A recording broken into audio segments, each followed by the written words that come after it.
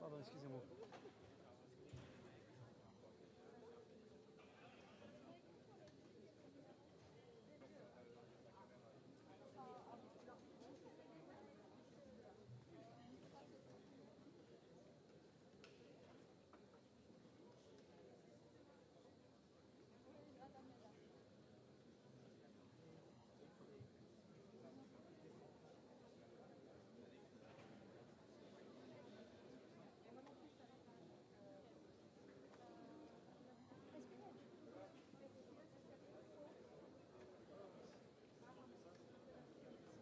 Avec qui?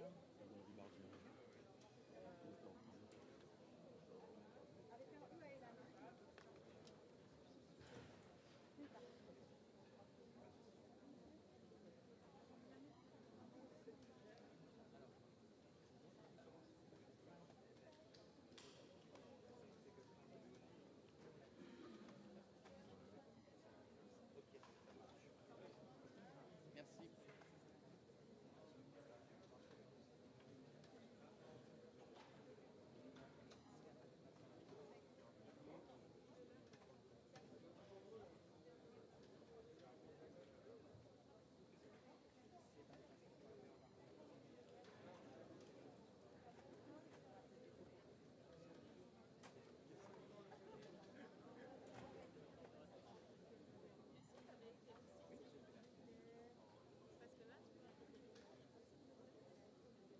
Mais t'inquiète.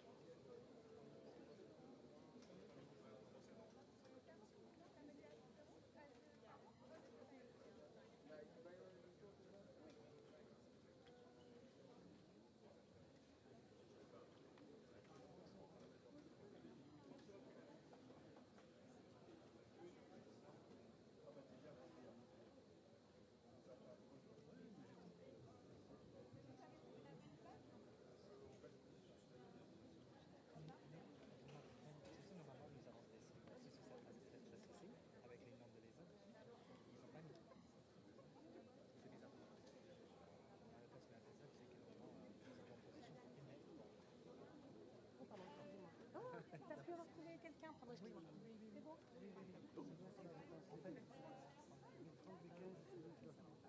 Qu'est-ce que t'as, toi? En fait, on fait comment?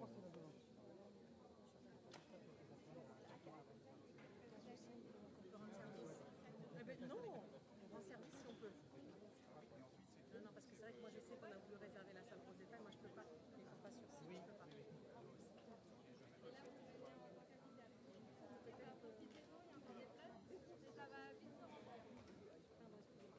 On peut envoyer le jingle? Il n'y a pas de jingle pour demander aux gens de s'asseoir?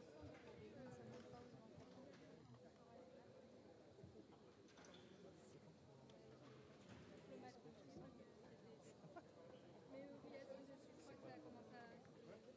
Ça, il faut que je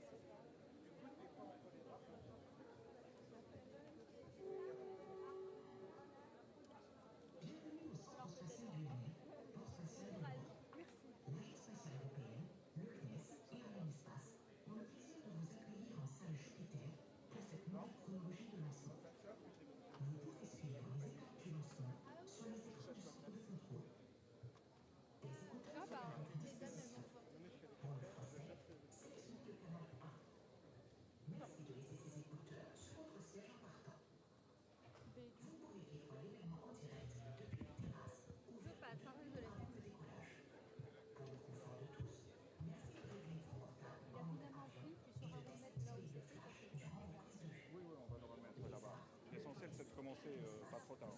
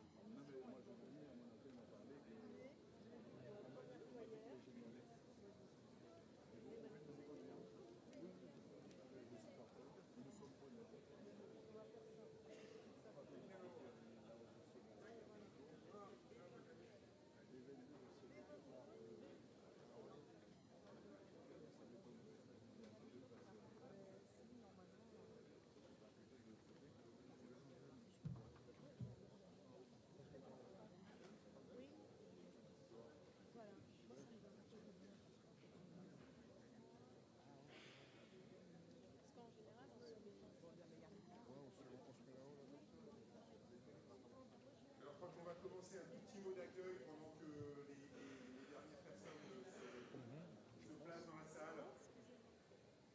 Mesdames et messieurs les ministres, messieurs les parlementaires, monsieur le président de la CTG, mesdames et messieurs les élus, messieurs les officiers généraux, monsieur le recteur, chers collègues, chers amis, je vous accueille très rapidement en quelques mots au CSG et en français.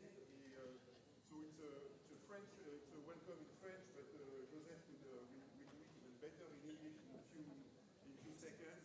Just to give you an overview, juste pour vous donner un avant-goût de ce qui va se passer pendant ces quelques heures. Je vais faire donc une très très brève présentation. Alors le lanceur va emporter 8 cubesats, 2 capsules et 4 expériences scientifiques. La masse totale c'est 2,6 tonnes qui vont arriver et le but du jeu c'est l'orbite visée qui va être à 580 km d'altitude avec une inclinaison de 62 degrés. C'est évidemment le premier vol d'Ariane 6. On est tous évidemment particulièrement à la fois enthousiastes et en même temps avec cette petite tension qui règne dans l'air parce que c'est un premier vol. On aura 3 allumages du moteur de l'étage supérieur qui seront réalisés pendant le vol. Les 2 premiers pour atteindre l'orbite et puis le dernier de quelques secondes pour désorbiter l'étage supérieur.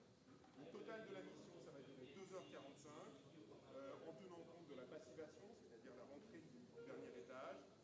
On va avoir un réseau de stations au sol qui est réparti partout dans le monde et qui va nous permettre de suivre ce qui se passe exactement. Alors on a quelques coups, il y aura quelques minutes pendant lesquelles à chaque fois on n'aura pas les nouvelles immédiatement de ce qui se passe sur le lanceur, mais voilà, c'est justement des moments qui ne sont pas des moments critiques. Juste peut-être pour vous donner un avant-goût très très rapide. Phase de lancement, on va commencer 7 secondes avant le lancement, vous allez aller voir le Vulcain qui va s'allumer. À H0, au moment du lancement, vous avez 2 boosters qui vont partir et donc c'est le lancement. 2 minutes 16 secondes plus tard, séparation des boosters et après une minute à peu enfin un peu plus d'une minute après, séparation de la coiffe, le lanceur sera donc hors atmosphère, et on aura à 7 minutes le premier allumage du moteur Vinci avec un boost de mise en orbite. Un petit peu après, on va avoir des séquences qui vont nous permettre d'arriver jusqu'au deuxième allumage du Vinci à 56 minutes. Et puis, après, on va larguer donc, les charges utiles. Et donc, à environ 1 h et 6 minutes, on aura terminé la phase de lancement à proprement parler. Et donc, ce sera un moment, voilà, c'est un moment qui est très très attendu et qui est un moment très fort. La dernière phase sera une phase de démonstration en orbite, une phase de démonstration technique en orbite où on va pousser au maximum le lanceur, avec évidemment aussi plus de risques, mais aussi plus de mesures de performance. Et tout ça se terminera à 2 h 40 par la passivation des trous. Voilà, donc on va vivre un moment qui est un moment assez extraordinaire pour l'Europe spatiale. Je voudrais juste, pour terminer, remercier la Guyane, remercier aussi les forces armées de Guyane qui sont là et qui permettent de sécuriser le lancement. C'est un moment qui est important. On sait tous qu'on est dans un contexte où on a besoin de cette sécurité, on a besoin des forces qui sont autour de nous pour rendre ce moment le plus serein possible. Merci, merci à elle.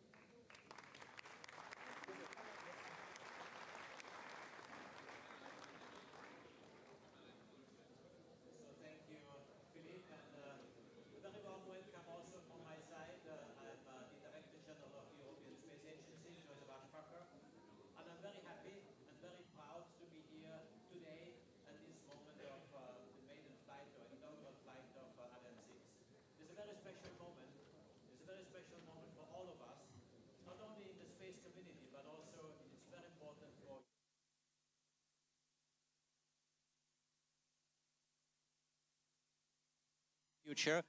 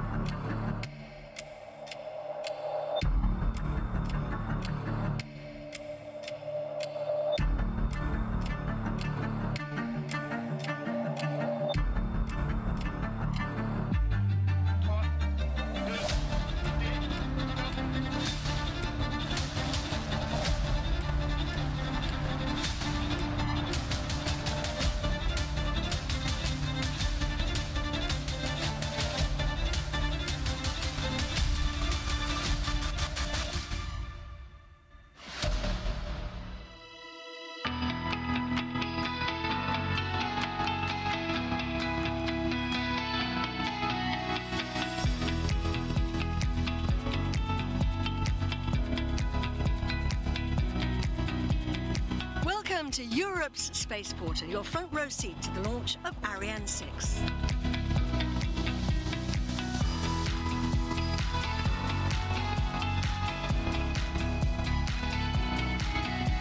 Le lanceur est juste derrière moi, sur son bâti, et sous la coiffe confortablement installée, les cubesats et les capsules, prêtes à décoller.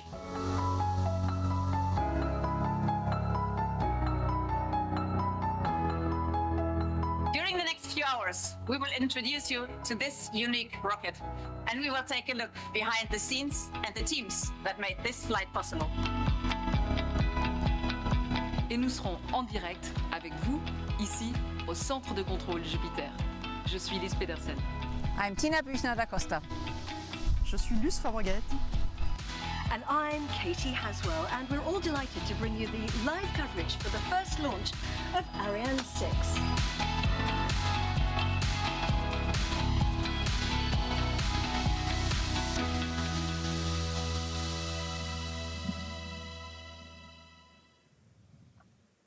Operations running smoothly here at the European Spaceport in Amazonian French Guiana, where we're coming to you live as we prepare to turn the next page in space history. Europe's newest rocket, Ariane 6, is on its newly built pad preparing for its first journey into space. We have a stack of passengers on board from experiments and cubesats. They're up there in the fairing to re-entry capsules waiting to lift off in half an hour. The countdown on the top right-hand side of your screen there. And over in mission control, which is about 15 kilometres from the pad, the nerve centre of operations, the teams inside what we call the fishbowl, that protective glass, are going through the final preparations before launch. Right now the boards are all green. That's a good sign. We are go for launch. I'm in the commentary box here with Tina Büchner da Costa. Tina is a launch systems engineer from the European Space Agency. And in the French commentary box, we've got Lisa Peterson and Luce Fabreguet. Tina, it's great to have you with us. You've been helping to design and test the system, so this is a really big day for you. Absolutely, Katie. I am so thrilled to be here with you today. And I still can't believe that today is really the day we have all been waiting for. My rocket engineer heart is pumping loads of adrenaline in my system right now. And I can tell you that I share this incredible excitement with all my colleagues who have been working so hard to prepare this moment. It is a great honor to be their voice today. So I really want to shout out a big hello to everyone who worked on Ariane 6 here in Guyana, back in Europe, in the factories and in your homes. This day is your day. It is indeed, and it's going to take about 3 hours to deliver all our satellites. So just run through what's going to happen, Tina. Yeah, so earlier today, the mobile gantry, that is the building for the preparation of the rocket, was rolled back, and now Ariane 6 is standing under the Guyanese sky. On top, hidden under the fairing, are the passengers of today's launch. And coming up very shortly is the final countdown. So we will ignite the main engine, followed by this, the opening of the fueling arms. So the yellow ones you see here opening. And just after we're igniting the 2 boosters, we are flying an A62 version with 2 boosters today. We will be heading out northeast on today's trajectory. And once ignited, the boosters provide over 80% of thrust. And after only 2 minutes, they have sent the rocket to about 60 kilometers of altitude using almost 300 tons of fuel. We see here the boosters are separated, and 1.5 minutes later, the rocket is outside of the atmosphere and the fairing that protected the satellites is ejected. Then the main engine cuts off after about 7 minutes into the flight, and the first stage separates, leaving the upper stage on its own. The first ignition takes the rocket to orbit, and after what we call a coasting phase, where we're just doing half a lap around the Earth, there is a second boost, and this will bring Ariane 6 to a circular orbit where our cubesats will finally be released. So this is a very important moment in today's mission.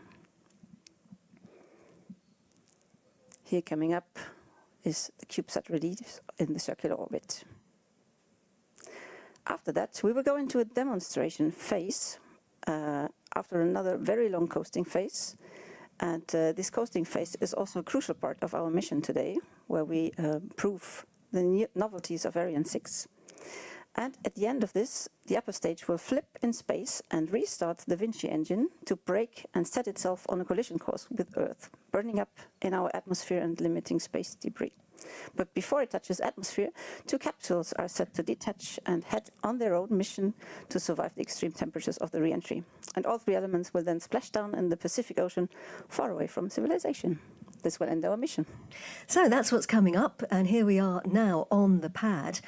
Ariane 6. So far, all the tests on Europe's new rocket have been done on the ground, but today it's set to prove itself in space. Indeed. Today is a major step towards the qualification of Ariane 6. With inaugural flight today, the rocket will experience really for the first time its real conditions in space. This is especially true for the upper stage and all the ballistic phase, because there's only so much that you can actually test on Earth. Indeed, and you and the teams have been practicing with a test model of Ariane 6. So I wonder how it feels, Tina, to actually have the real thing on the pad today. Well, you hear my voice vibrating for a reason. It's super exciting, but on the one hand, it somehow feels like a déjà vu, because we have indeed done quite a lot of thorough testing, and we repeat today what we already did several times. We have tested all the systems, and we have, of course, tested the engines on the ground.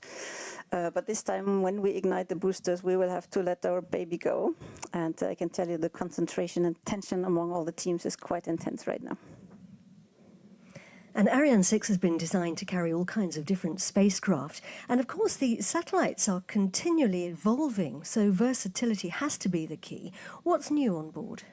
The main change is that Ariane 6 has a reignitable cryogenic upper stage that can switch on and off with the help of another brand new feature, which we call the APU. We will introduce that later. Ariane 6 was built to be modular and flexible, and we can reach several destinations in one flight. It's a bit like a bus that allows its passengers to get out at different stops on request. And today we also have a lot of different passengers on board the bus, and they need to go to different destinations, so we will test that. Organisations across Europe have come together to build Ariane 6 and guarantee Europe's continued access to space. Let's find out more now about our new rocket, Ariane 6.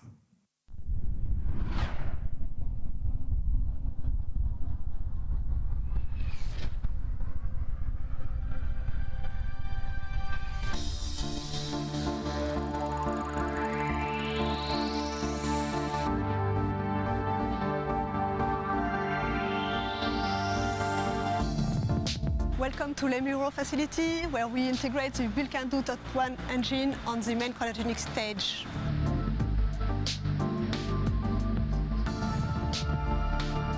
Here in l'Emuro, we assemble and test the complete lower liquid propulsion module.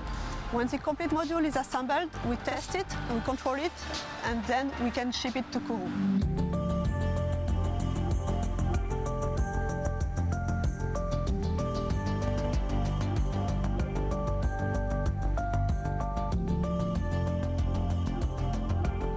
ArianeGroup and ESA opted for a very polyvalent, adaptable design for Ariane 6. No compromise on performance and a much broader range of missions.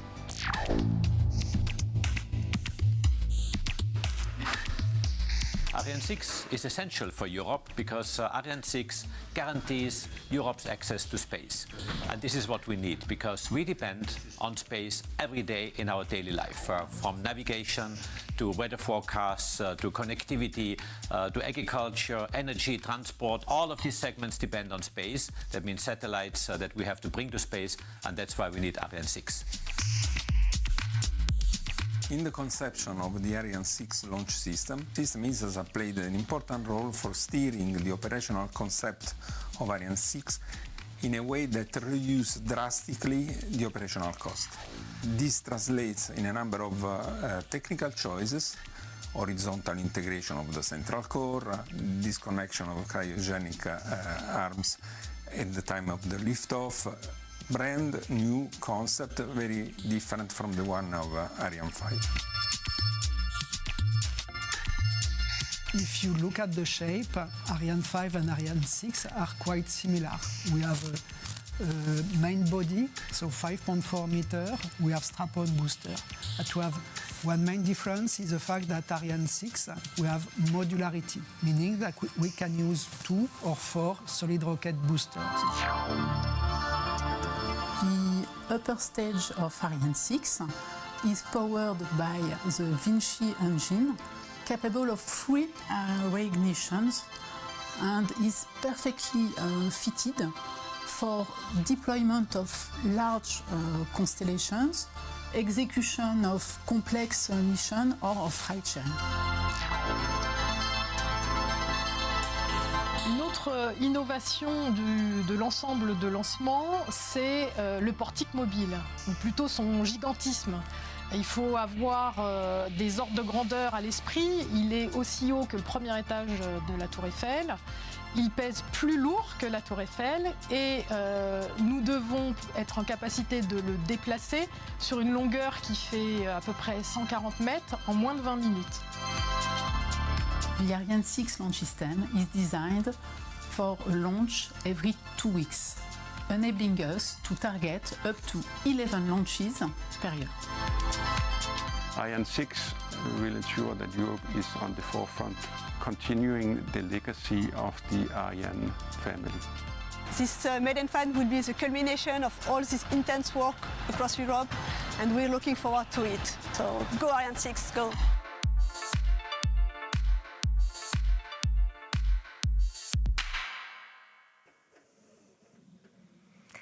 Well, a rocket is nothing without its launch pad, and we've built a whole new launch system for Ariane 6, which really is a massive feat of engineering. But Tina, what do we actually mean by launch system? So the launch system, Katie, for which ESA is responsible, is actually the combination of the rocket itself and its launch pad. The launcher design and production was the responsibility of ArianeGroup and its industrial partners, and the launch pad is designed and built by the French agency CNES and partners, and is significantly different actually from Ariane 5. It has less buildings, less means, and that allows simplified operations and a shorter launch campaign. And the impressive construction, we will see a bit more in a second, was done protecting actually fauna and flora here in Guyana. And we're looking here now at a movie to show some of the stages. What happened? What are its main features? So everything started with earthworks and excavation of this 28-meter deep hole. This is where the launch pad now has its flame exhaust ducts. And here we see the start of the railwork for the mobile gantry, so this colossal Eiffel Tower on rails. The building that is used to actually access all the platforms. And you remember, Katie, we've been in there. Yeah, very impressive. Floors. Here we see this steel structure actually being built in a time lapse. And on the left side of the movie here, you see the water tower that is actually used to damp the noise at liftoff. And on the right side, you see the exhaust flame ducts for the boosters. Huge concrete structures, actually.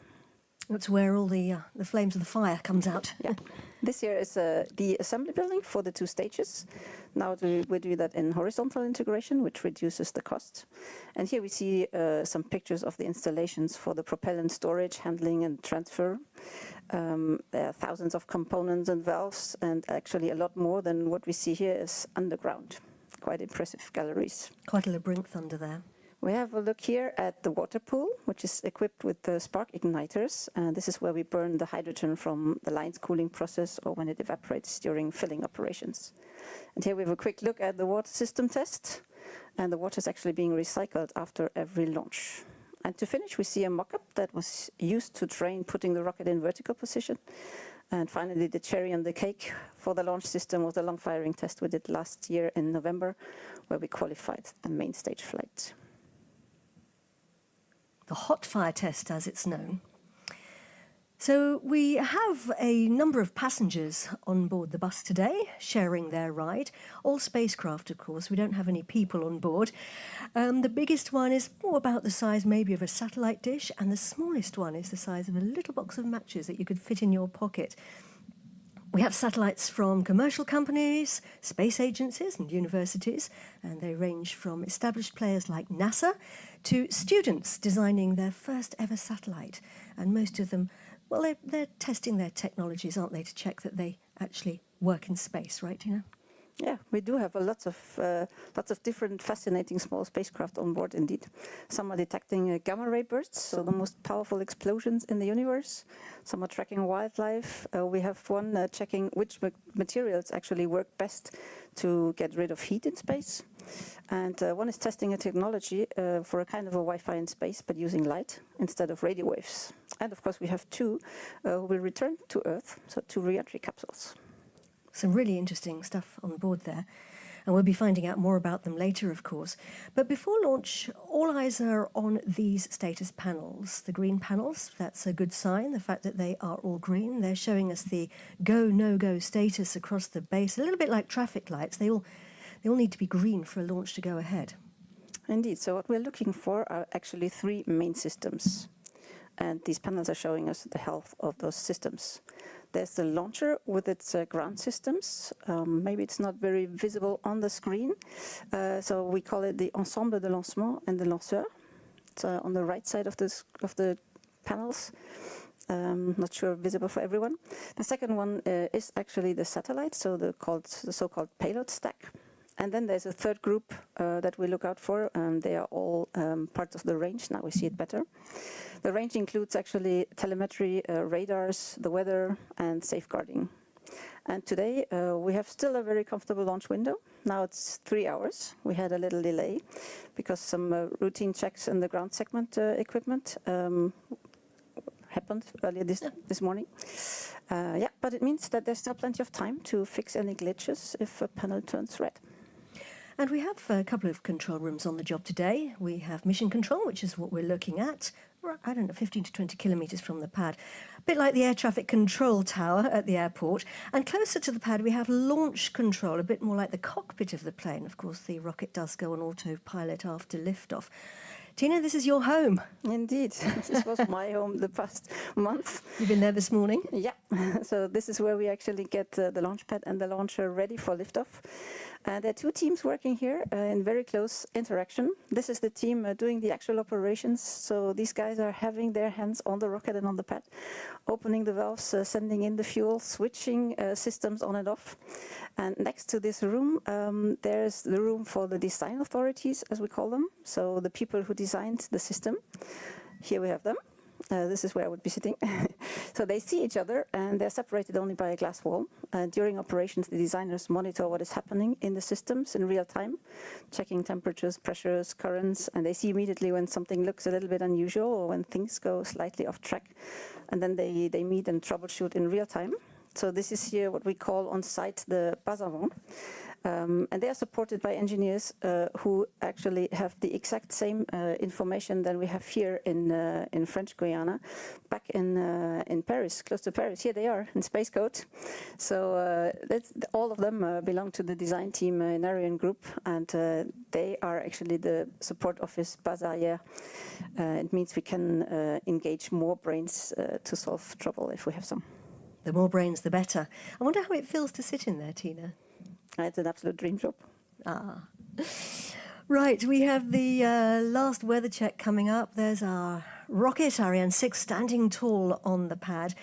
We are actually on the Amazonian coast of French Guiana in South America. It's hot, it's humid, it's been raining all morning. I mean, the operational teams, they can control a lot of things, can't they, Tina? But not the weather. We're in the lap of the gods. That is true. We can't control the weather, but we can monitor it. And that's actually very important.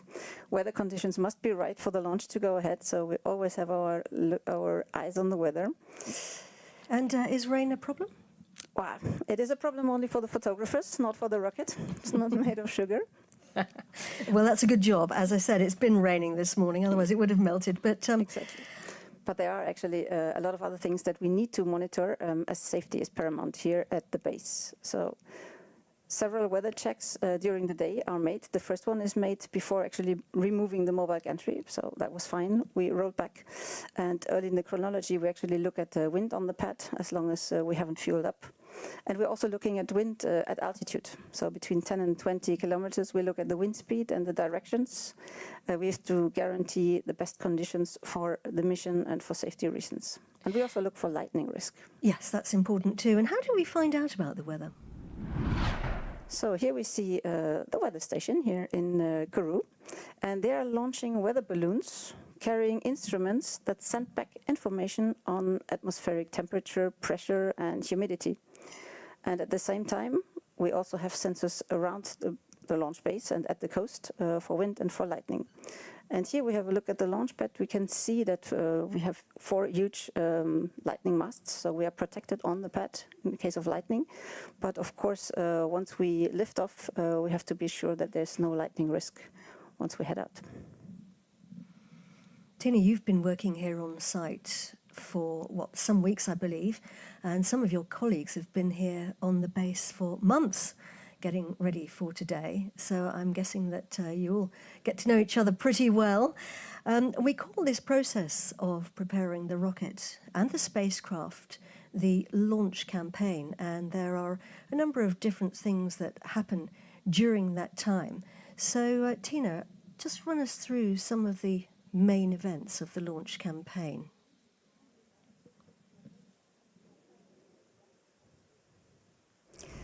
So we have a brand new cargo ship, which is called the Canopy. It's a hybrid wind-powered sailing boat, and this one transported the rocket stages from mainland Europe to French Guiana. It was end of February this year, and then they were transported by road to the spaceport into the final assembly building. So here we do the horizontal assembly of the main and the upper stage, and we also connect the fuel connectors, for example. So what we see here is actually the ULPM. It means the upper stage that is rolled in first, and once we see here both stages being mated. And once this is done, we open the doors towards the launch pad, and we have an automated guidance vehicle that actually rolls completely by its own the 800 meters to launch zone, where then the central core, as we call it, once it's assembled, is lifted up and placed on the table. The boosters, they are actually prepared in a separate booster preparation building, and they are transported on their own transport means, which is a delicate operation because they are already filled, obviously. Once they are then connected to the rocket, we move over to the satellite preparation building that we see here. So here the payload stack is being prepared, and once we actually put on the fairing around all our dedicated passengers, we call the product our upper composite. And the upper composite has another dedicated transport mean. Here we see it. It's called the upper composite trailer, and it has ventilations running for the satellites while it's actually being moved over to the launch pad. Yeah, and once the payload stack is on the launcher, as we can see here, the launcher is ready for test or liftoff. And here it is, standing tall there today on the left-hand side of your screen. We're 6 minutes to launch now. We are live at the European Spaceport. The final countdown actually started about 10 hours ago with a lot of important operations. What's been happening, Tina? Yeah, so at 7 a.m. local time this morning, we had the rollback of the mobile gantry. Since then, we have no more access to the launcher, so we were changing our ventilation systems from air to neutral gas, and we were flushing all remaining humidity out of the system, which is important. And around 9:45 this morning, we started chilling down of the ground lines, and around 11, we actually started filling up the launcher.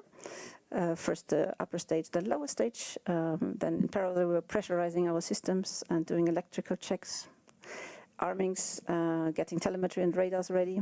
And now we're in a phase that we call the topping up. À tous de DDO, attention pour la séquence finale lanceur. Top à 0-5 minutes.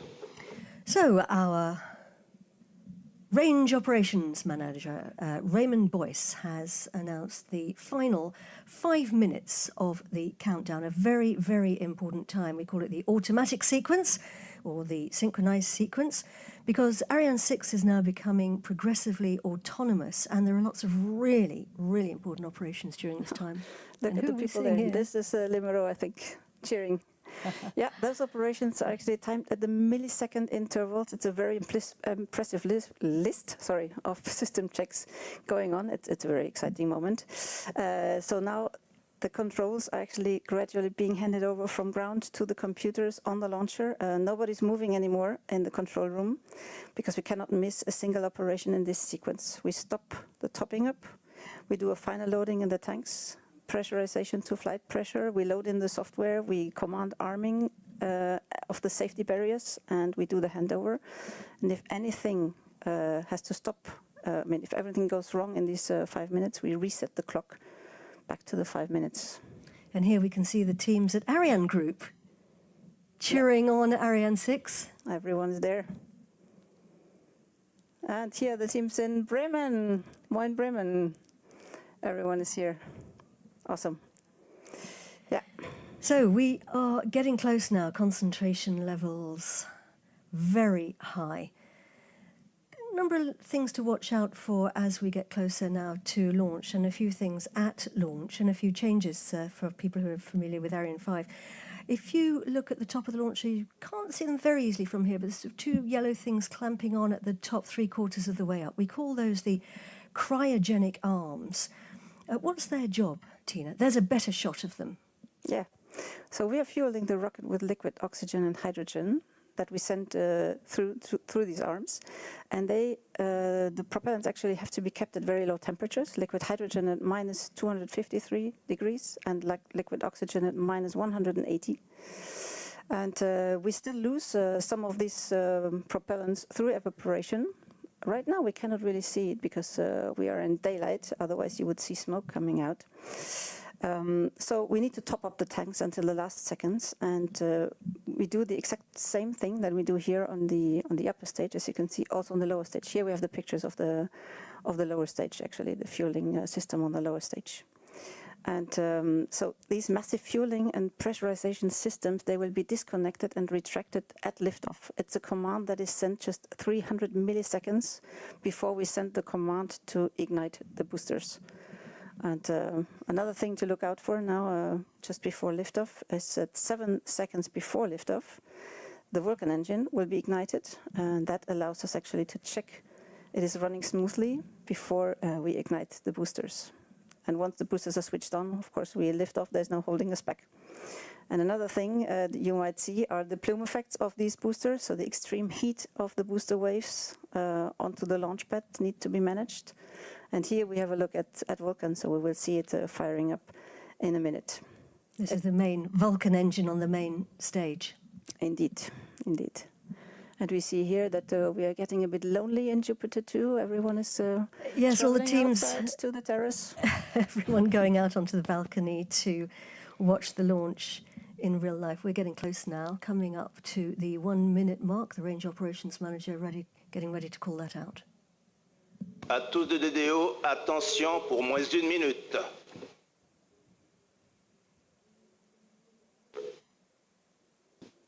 Top I0, moins d'1 minute. We are 1 minute to launch. Our best wishes to all the Ariane 6 teams and everyone who's been working so hard for today. Good luck, everyone. Go Ariane 6, gute Reise and bon voyage.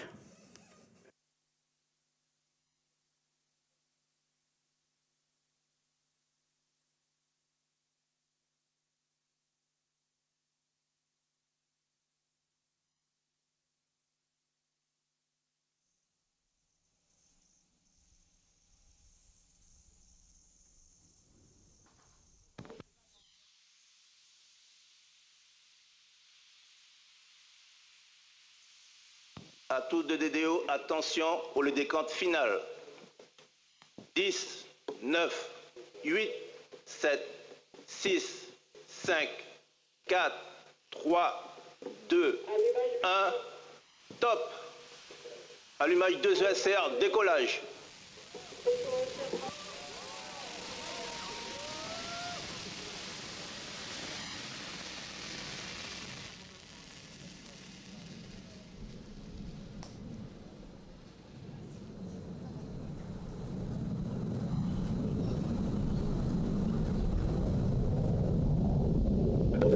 Nominal.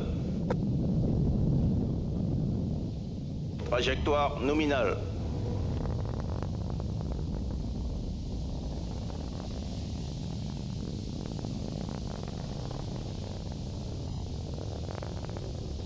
Europe's new rocket, Pilotage calme, trajectoire nominale. Ariane 6, has left the pad and is blazing a trail across the equatorial skies. The range operations manager is telling us that everything is going according to plan. Tina. And I didn't know my heart can pump so fast. Oh my God. Trajectoire nominale, pilotage calme. We're rumbling now. And Jupiter too. We hear her. It's quite a sight. Oh, she's coming, she's coming. Oh my gosh. This is happening. It's the most incredible feeling. We're on the edge of tears here in the commentary box because this is a big day and a big moment. Trajectoire nominale. Actually, the building's rumbling around us now. And look, these are the live images from the cameras on board. We're looking at the booster. We're looking down. We're looking downwards. One of the two boosters, we can see the flames coming out of that booster because, of course, the Position de la boosters, télémesure pour la station de Saint-Jean, propulsion nominale. boosters are doing all the work. He's telling us that everything is going according to plan and everything is nominal. And look at the visibility. We might even be C'est able nominal, to see the trajectoire separation. nominale. We have clear skies tonight, this afternoon. We had rain all day, but the clouds parted. The two dots there, the boosters. There we see them falling off. Séparation des ESR. Confirmed, we have booster separation. So, wow, that's the first clapping here that we see. What a beautiful liftoff. And our cameras on board. Propulsion nominale, trajectoire nominale. These pictures are coming in with a 20 seconds delay, which is why we have them now. Look at this, how they fall off. Wow. Amazing, amazing. So these boosters, they have transported us 60 kilometers high. And we can see that dot is Trajectoire nominale. telling us that the trajectory is normal, everything going according to plan. That's the engine on the main stage that you can see there. And we've got a camera inside now. What are we looking at here, Tina? Oh, we're looking back down at the Earth. This was actually a camera inside the interstage, so we will be able to see when the lower stage separates. That's coming up. But now we have actually lost half our mass already because the boosters have burned almost 300 tons of fuel in 2 minutes Pilotage time. calme, trajectoire nominale. Everything nominal, And as we're the range getting- operations manager says. Yes, and we're getting close now to the next thing, which will be the jettisoning of the fairing being the nose cone of the launch vehicle, which is where the passengers are sitting. Séparation de la coiffe. We even see the... Wow, that's amazing. We had confirmation there that the fairing has been jettisoned. Yes, so the fairing that was protecting our spacecraft withstands all the pressure and the heat, and once we stuck out the nose out of the atmosphere, we didn't need her anymore, and it has been jettisoned. So what we're looking at now is the main stage, which is what we're burning on the right hand of the screen. Us, and this is the live camera from orbit, and we see the fairing falling off there. And amazing pictures. You see how it twists? I believe, Tina, that I'm right in saying that's Trajectoire called nominale, wheel. propulsion nominale. Exactly. And we also see on the screen on the right side actually the telemetry. So on the top you see the trajectory. So in green the planned trajectory, and in yellow the actual flight trajectory, everything going nominal. So you have altitude over time. And in the middle you see our ground track. You see exactly where we are over the Earth. And on the right side you see our altitude. We're already in 140 kilometers. Trajectoire nominale, il reste moins de 3 minutes de propulsion du Vulcain. 2.4 kilometers per second, and the main stage is operating.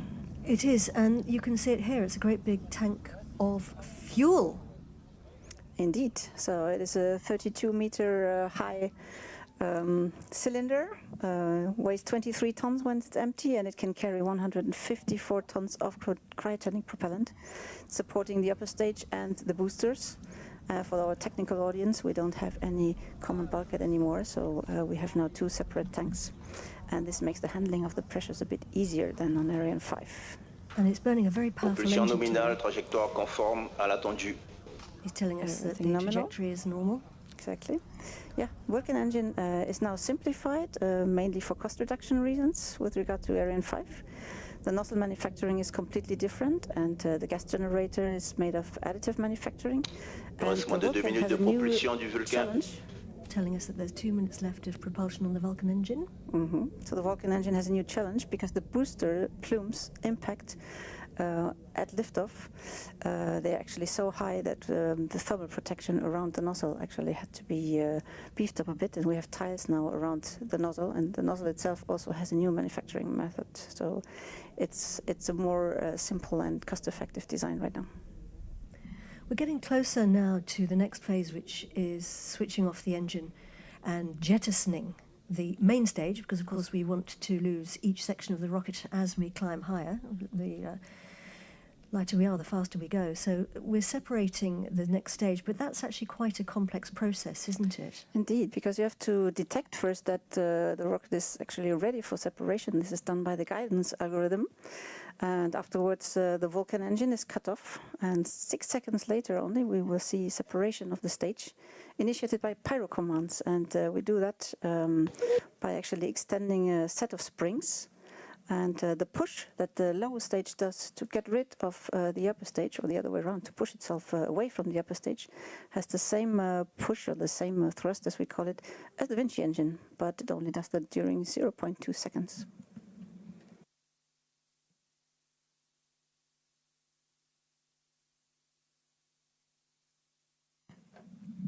Getting close now to what we call MECO, main engine cutoff. That's coming up in a few seconds. Fin de mission sauvegarde. Telling us that the safety mission here at the Space Centre is now finished. We should be seeing something. Extinction du moteur Vulcain. We have confirmation that Vulcan has switched off. Séparation LLPM. And the lower stage has separated, so he gets these informations before we can see them on the screen. So, allumage du moteur Vinci. And Vinci was ignited. Wow, that's a very, very, very important moment of this mission.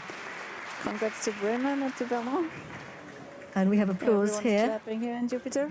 Yep, happy faces. The upper stage. See the lower stage. Propulsion nominale. In our onboard cameras. Wow. Will we see the Vinci engine also firing up? I don't know if that can be seen on the camera. Wow, this is really something. We can see it. Look, look, look.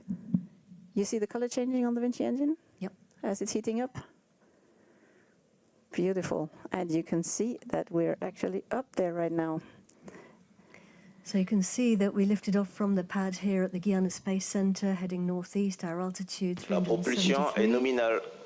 Travelling at nearly 4 kilometres a second, propulsion normal. And look at that, Tina, the curvature of the Earth with the Vinci engine burning away. Allumage APU. And here we hear calling out that the APU, a new feature actually on the Vinci, on the upper stage of Ariane 6, has also switched on. So there's a lot of good news coming in here, because the big innovation actually of Ariane 6 is, of course, the reignitable Vinci engine. It can switch on and switch off, and it does that by the help of the APU. Pilotage calme, propulsion nominale. So both are running as planned.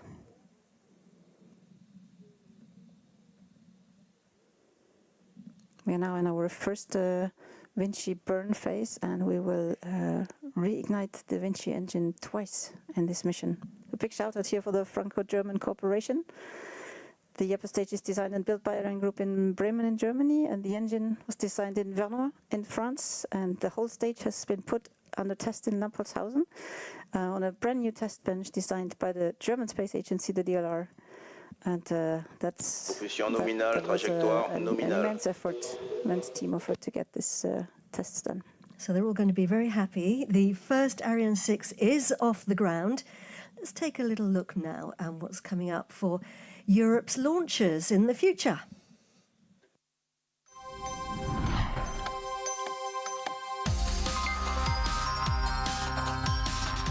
We are already working with our partners on a significant evolution of Ariane 6 to improve its performance and therefore its competitiveness.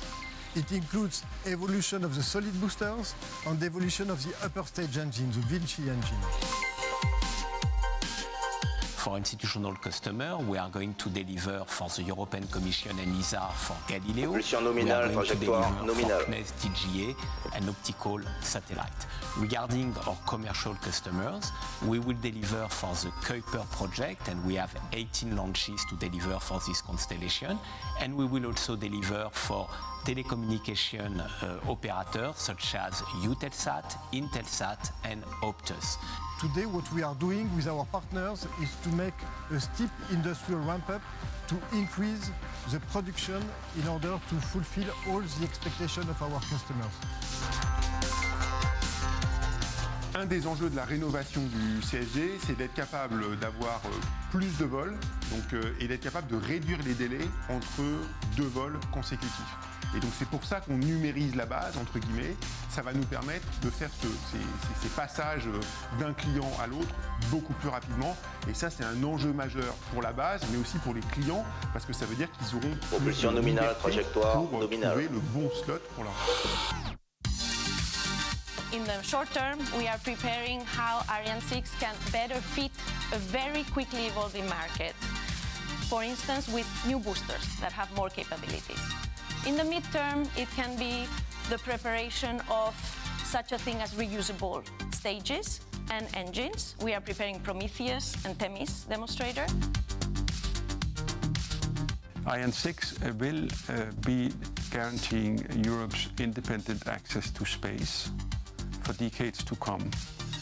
It will launch missions to the moon, cargo to the surface of the moon, and it will launch our scientific satellites such as Envision to Venus. The role of ESA will evolve Acquisition de la télémesure par la station de Santa Maria aux Açores. Paradigm shift for Europe, something that we very proactively pursue is part of my strategy to really change ESA, transform ESA, but also space in Europe. And yes, this is something I'm really looking Trajectoire forward to. nominale.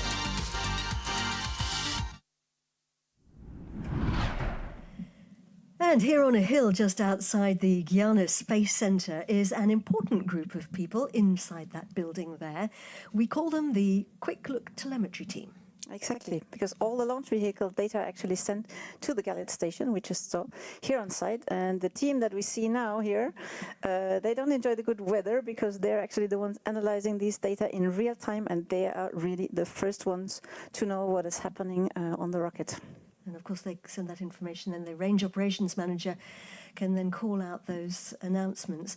And our flight path, you can see it on the right of your screen, takes us northeast towards Scotland, over Scandinavia, over Russia, Central Asia, and then back down over Southeast Asia towards Australia. And we've picked up the signal at the Santa Maria tracking station in the Azores. We have that confirmed. Indeed, so we're controlled by the Azores station now, and this is part of Portugal. So let's shout at Boa noite, Portugal. Thank you for helping us tracking our launcher tonight. Pilotage13,000 people calme, across trajectoire Europe nominale. have been Fin de involved in visibilité creating par la Ariane station 6. de Saint-Jean-du-Maroni. And they are proud members of Space Team Europe. Ariane 6, c'est une épopée. On se sera beaucoup investi, mis beaucoup d'énergie, beaucoup de bonne volonté. Et à la fin, on sera fiers de nous. Je pense que c'est exceptionnel. On n'est pas nombreux finalement dans le monde à pouvoir dire j'ai développé un lanceur. Et c'est vraiment extraordinaire. Forcément, Il reste moins de 4 énormément minutes de d'heures propulsion travail, du Vinci. quelques sacrifices, c'est sûr. Et par contre, ça va laisser surtout des souvenirs d'émotions incroyables, comme lors Fin de de la visibilité de la télémesure par la station de Galileo. L'émotion qu'on a eue quand la chronologie s'est déroulée, c'est des souvenirs que je suis pas prêt d'oublier. C'était le 2.1, les opérations que l'on a fait pendant toute la nuit avec cette adrénaline qui nous maintient éveillés, qui nous permet de rester concentrés pendant des heures et des heures sur les opérations que l'on déroule. Donc c'est quelque chose aussi qui est vraiment hors du commun par rapport aux autres métiers. C'était le Covid, on travaillait sous le portique avec les masques, la chaleur, etc. C'était un petit peu l'enfer à cette époque-là, avec les contraintes sanitaires, etc. Mais les gens était là, les gens étaient volontaires et c'était incroyable de voir cette énergie malgré toutes les contraintes de ces essais et à la fin les avoir conduits avec les succès qu'on connaît aujourd'hui. Il est quand même nécessaire d'avoir une cohésion d'équipe importante, d'avoir une entraide entre les différents industriels et les différents spécificateurs et aussi d'avoir quand même une aide de la part de l'ensemble de nos familles parce qu'avec le temps que l'on a passé hors de chez nous, c'est quand même important à dire. Le bilan que j'en tire de mon expérience Ariane 6 est positif, très positif. Donc il y a eu des moments de doute. Et ce que je retiens personnellement, c'est que même quand on doute, il faut chercher du support auprès des collègues. Il y en a d'autres qui doutent. En fait, on doute tous. On est tous pareils. Il faut avoir confiance en soi. Et ensemble, on peut vraiment aller très loin. Et on le voit avec Ariane 6, c'est qu'on y arrive humainement, tout est possible. Je pense que la plus grande fierté qu'on puisse avoir, c'est d'avoir cette équipe, indépendamment même des résultats techniques qui bien sûr sont à la hauteur de nos attentes. Mais c'est surtout cette belle équipe qui me rend le plus fier. Voilà. Constitué des différents industriels, différentes personnes, différentes nationalités, Ariane 6, c'est vraiment l'image de le Space Team Europe. Alors go Ariane 6.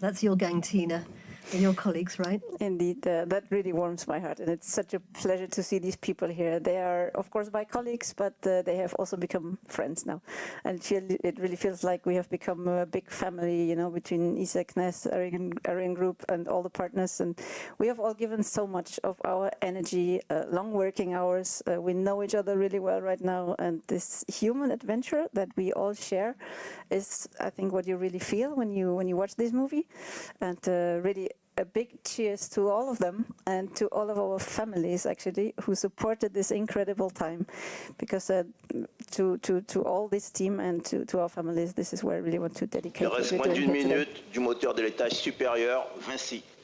So we have 1 more minute before we actually supposed to have cut off of Vinci, and let me use this. They were talking about the adrenaline in the movie, but also what helps our adrenaline and what keeps us up is coffee. So Katie, I have a fun question for you. Oh dear.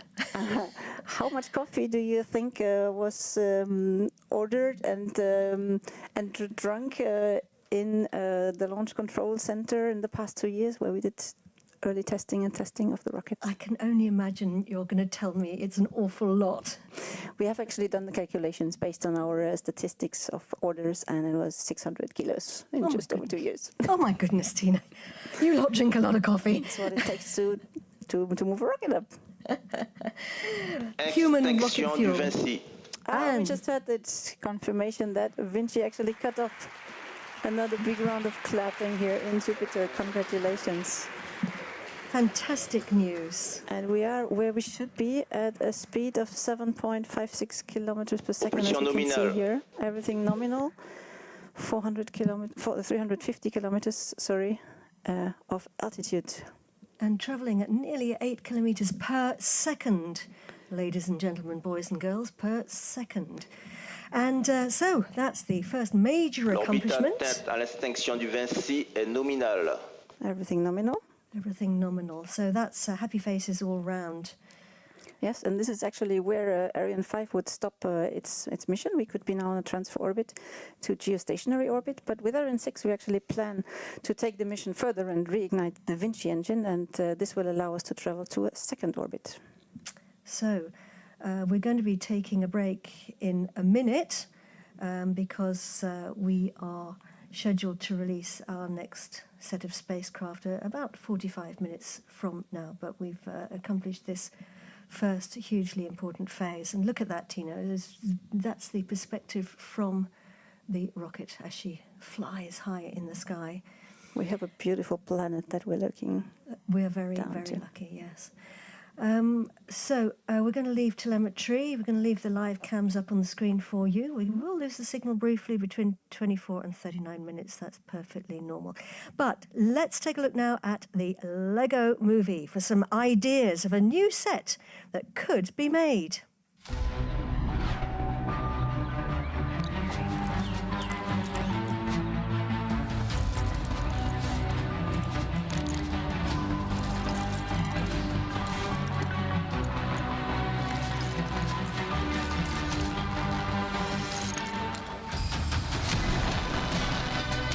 propulsion est nominale, le pilotage est calme.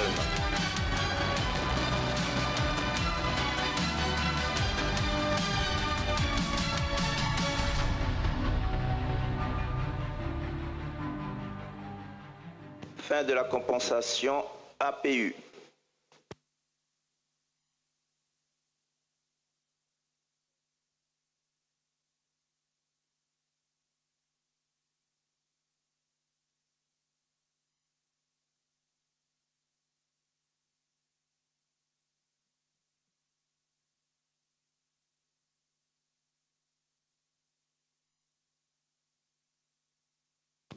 Orbite atteinte à la fin de la compensation APU est normale.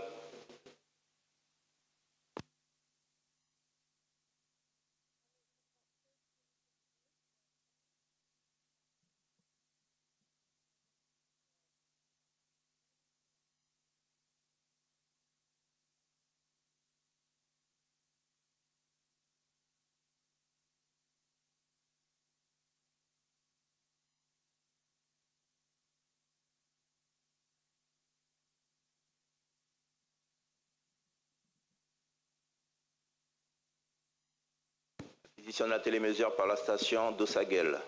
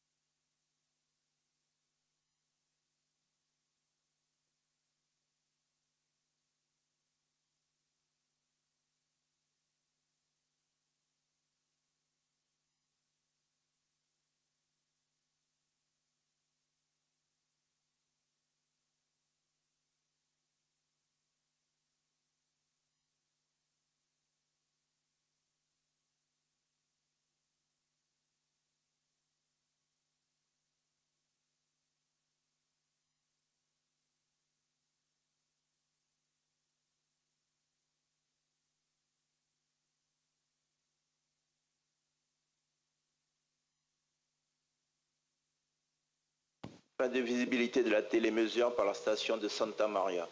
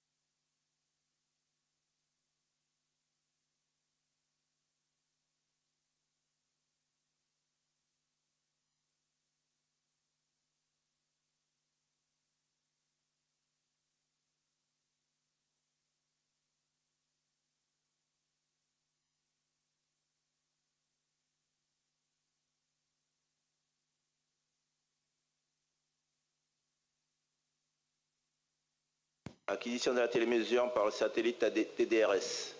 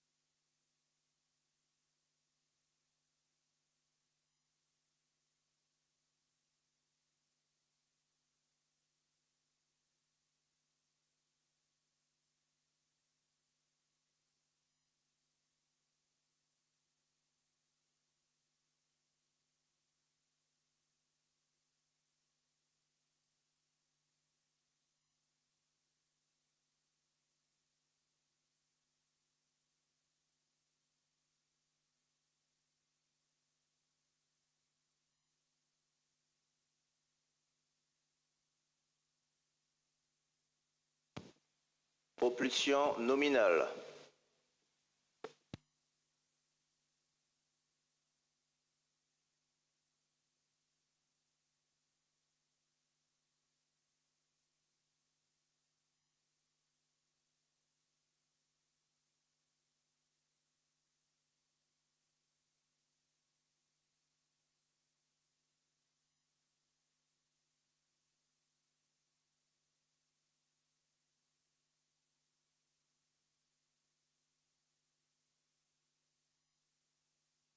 Propulsion APU nominale, pilotage calme.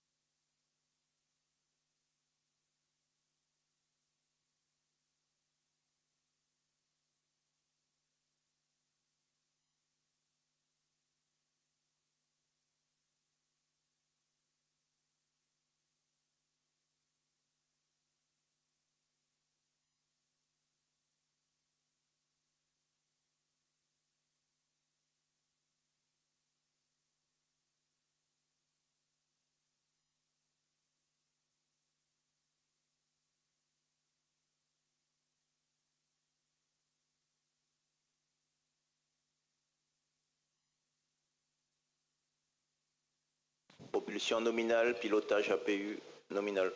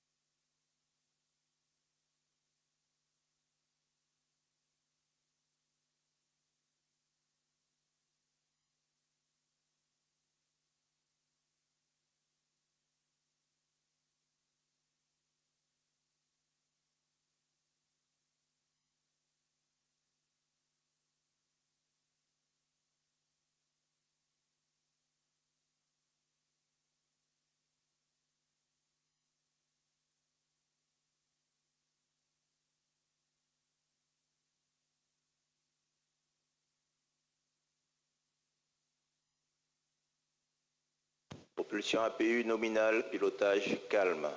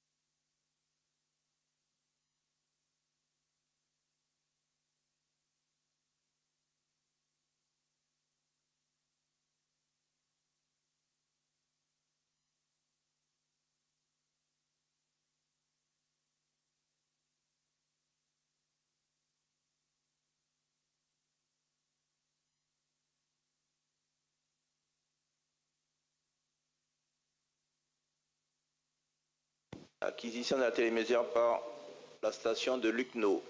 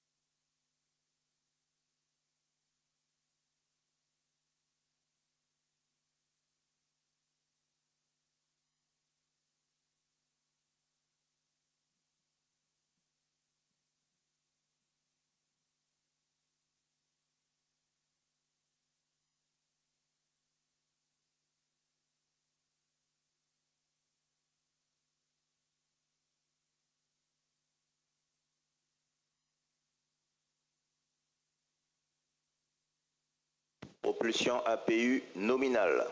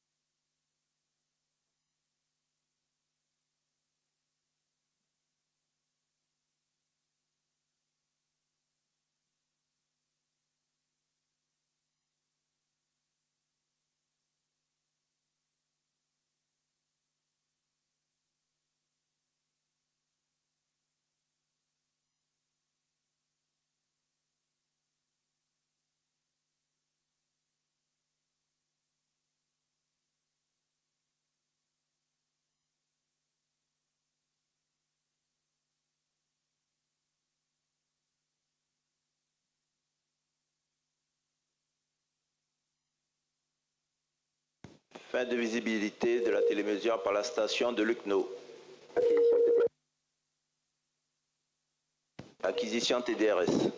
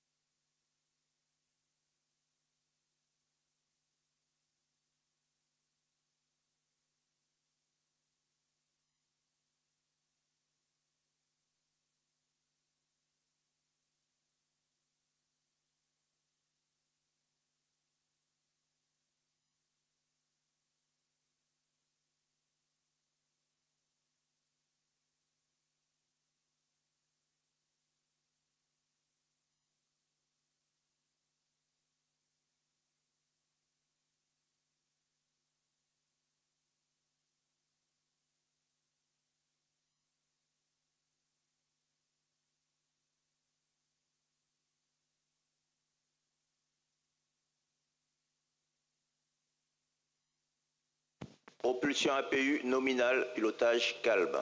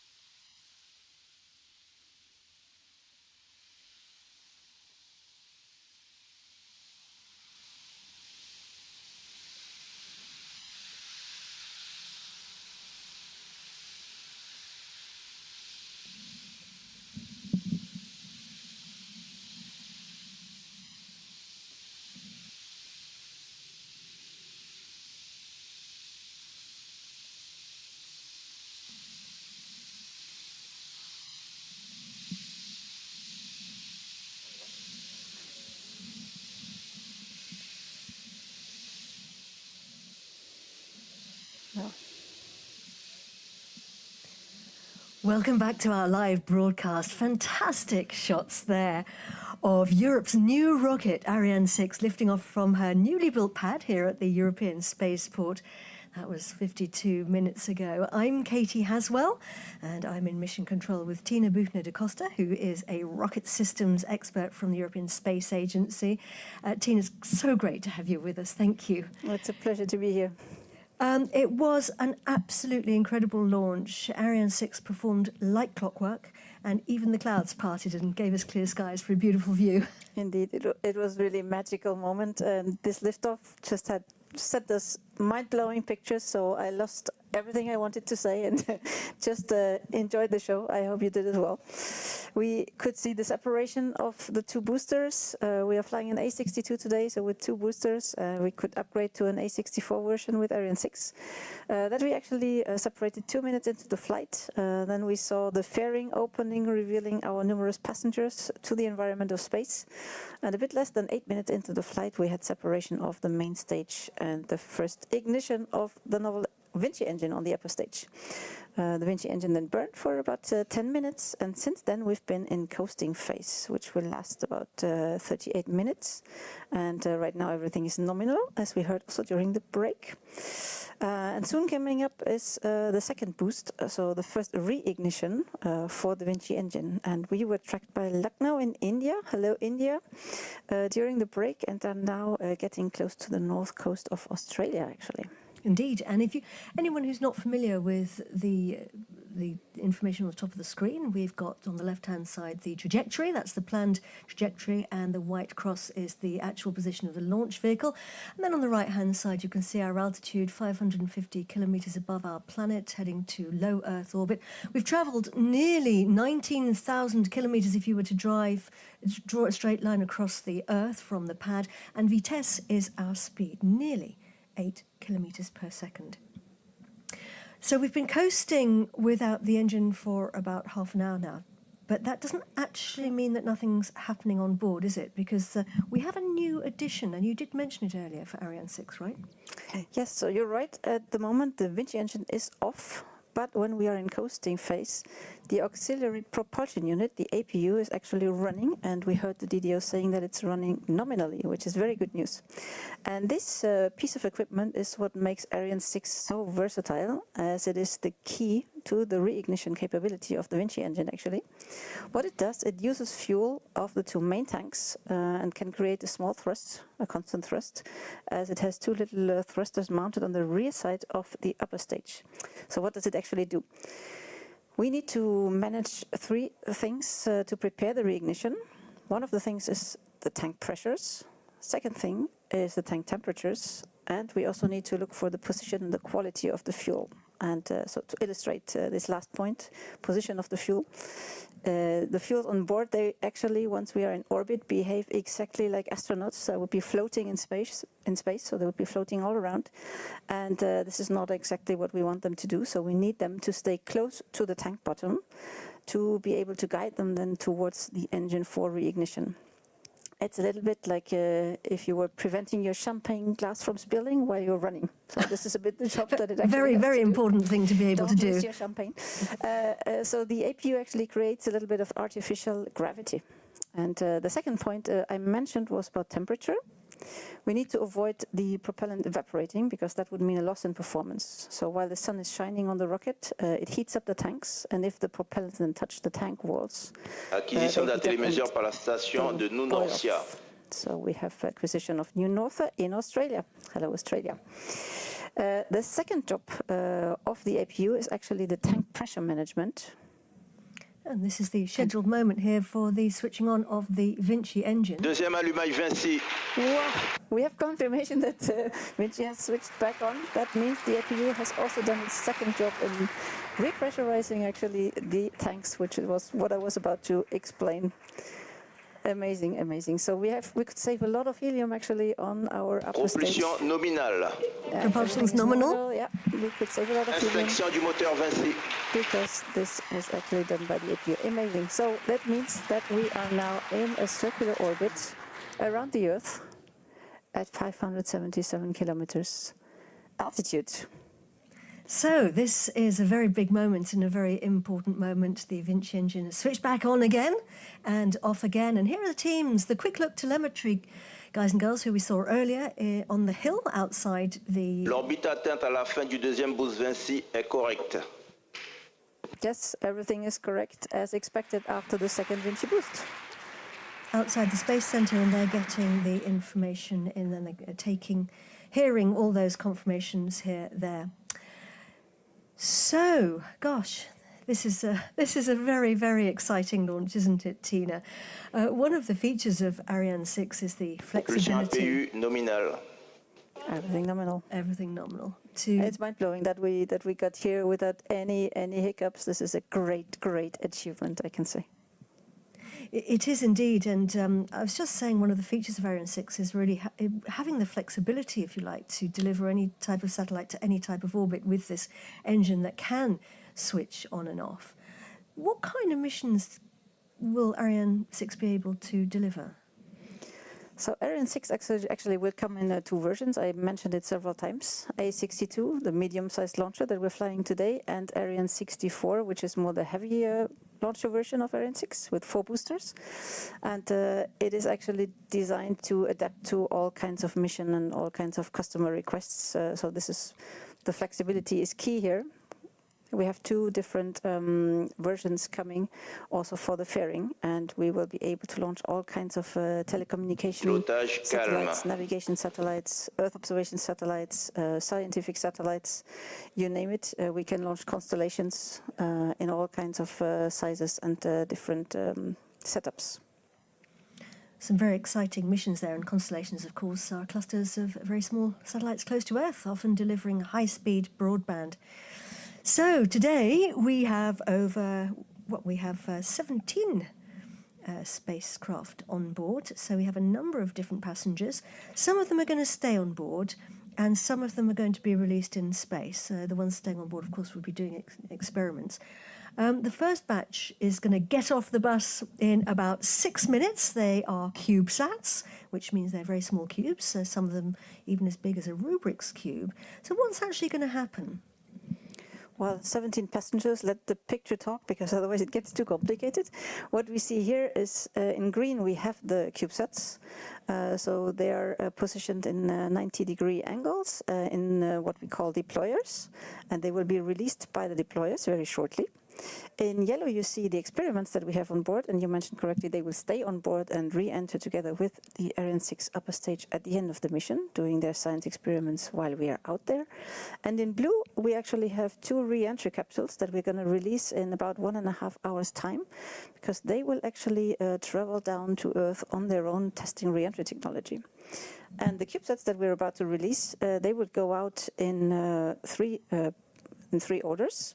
So we'll send out 3 pyrotechnical orders, and the boxes will open up their doors and release them in our separation altitude that we have right now, which is 580 kilometers, exactly as planned.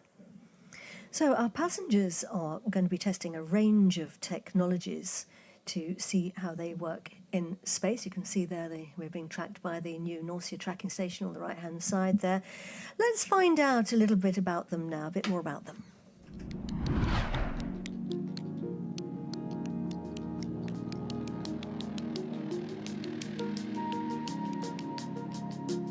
4 satellites will contribute to Earth observation and safety. CubeCat-4 will detect several types of weather phenomena and also analyse land and ice coverage using the reflected signals from global navigation satellites like Galileo. Robusta 3A will measure the accumulation of water vapour over the Mediterranean Sea to forecast extreme rain that could lead to flooding in the south of France. The small OOV cube will track wildlife in remote areas, sending data to scientists in real time. Despite its small dimensions, it has other goals like testing new perovskite solar cells, a wide-angle camera and an L-band radio system. IST-SAT will help improve aircraft and spacecraft tracking and ultimately air safety by collecting, in space, signals initially designed for use with ground stations.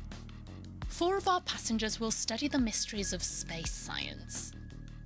The NASA Curie CubeSats will measure radio burst emissions from solar eruptions, such as flares and coronal mass ejections that drive space weather.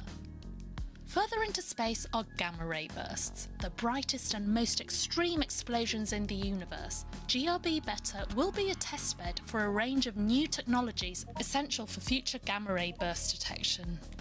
Some of our youngest operators are space amateurs, aged from 15 years old. Their PariSat experiment will study black body radiation by finding the best materials to dissipate heat in space. Data on the temperature of its 8 different square plates will be transmitted to the Kiruna ground station in Sweden.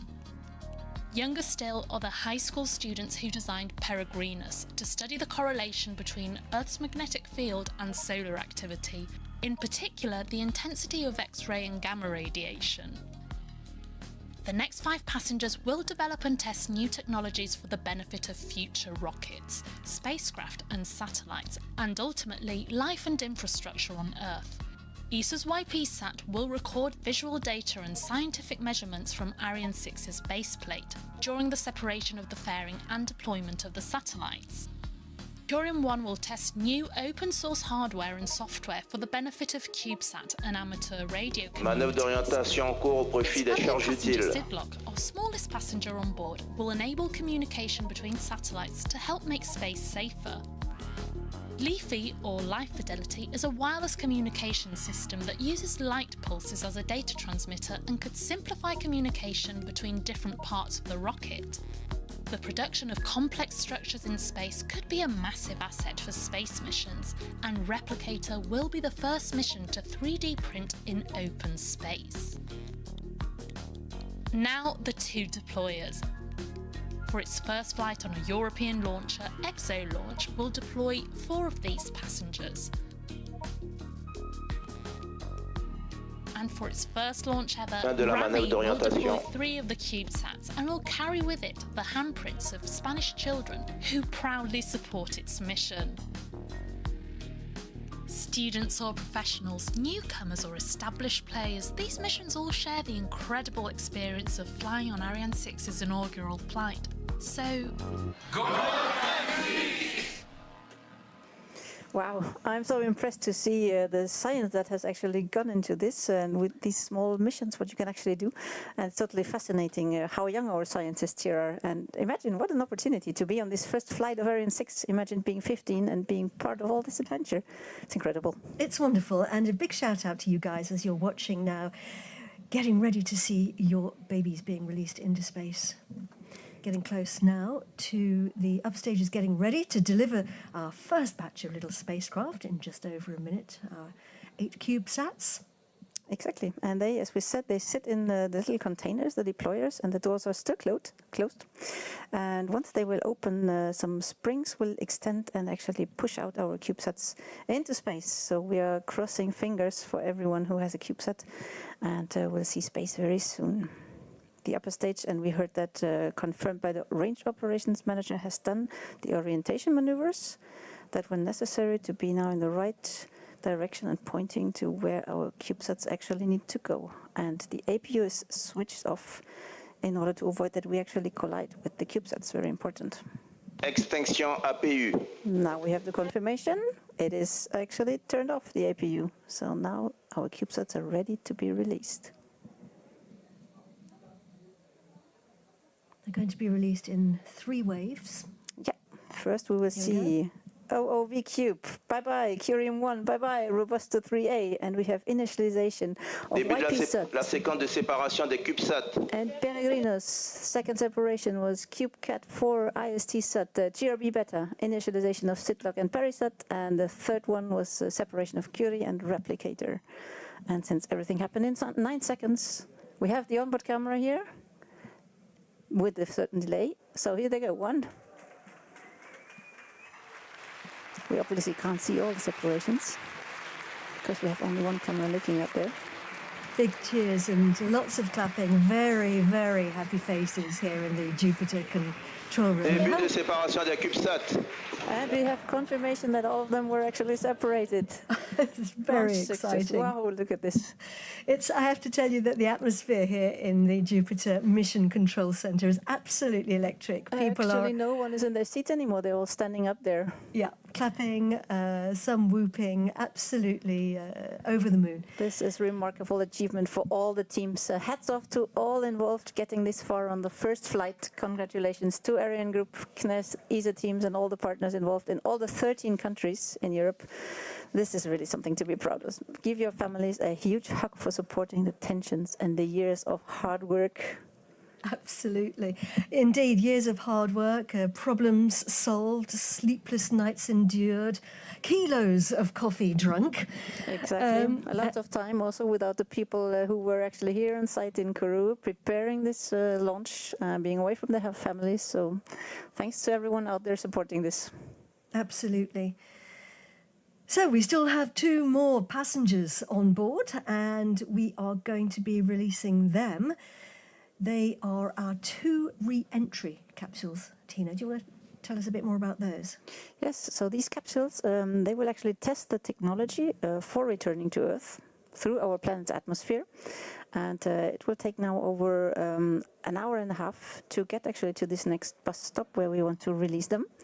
And they will be seeing the heat of re-entry once they are released from the upper stage. And we will reignite the Vinci engine once more because we will deorbit and leave no space debris out there. So for sustainability reasons, Ariane 6 is actually designed to clear up the orbit and re-enter after the end of the mission.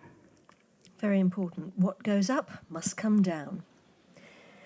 And we actually do come down in the South Pacific, 1,500 kilometers from inhabited areas. So it's the spot with the least populated spot on Earth here. It's called the Nemo Point, actually. Aha. So we are now hoping to hear from the directors of European Space Agency, Joseph Aschbacher, Chairman and CEO of the French Space Agency, Philippe Baptiste, who will be speaking probably in French. We'll stay tuned and we'll resume, encapsulate what he said afterwards. Martin Sion, who is the CEO of ArianeGroup, and Stéphane Israel, who is the CEO of Ariane Space. They're coming to the floor, hoping to hear from them very shortly. I see them all in position here. They're standing next to each other, so we can expect to switch over to them very shortly. They've got thumbs ups. Thumbs up. Lots of clapping. There we see them. From the left to the right, as they were just called out on the left side, Joseph Aschbacher. We are looking at some very happy faces here. Indeed, very happy faces. Let's cut our mics now and listen to them. We are ready. We are ready.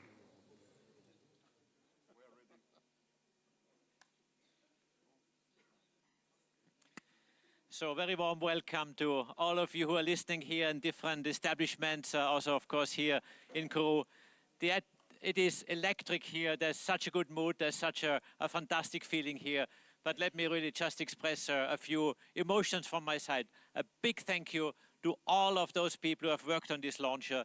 We are making history now. We're making history. We are succeeding. We still have a bit of work to do, just to be very precise, but we have made very important steps. We had the third separation command of the payload. We had the APU, firing and cut off. We had the upper stage firing cut off, the Vinci engine.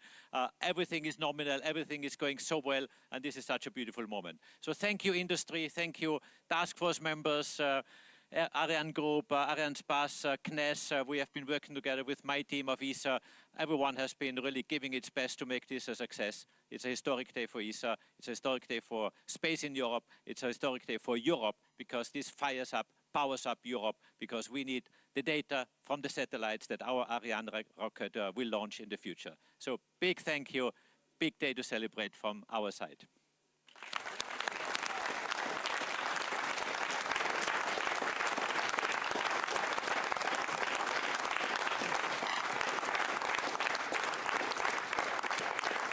So Joseph has said it all, so I'm not sure I have much more to say, but Europe is back. Europe is back in space, so this is a very important moment. Thank you very much. Thank you, of course, also to French Guiana, to CSJ team, who has been working very, very well and was very challenged over the last few years. So it's a great moment, and Europe is back in space. So thanks a lot.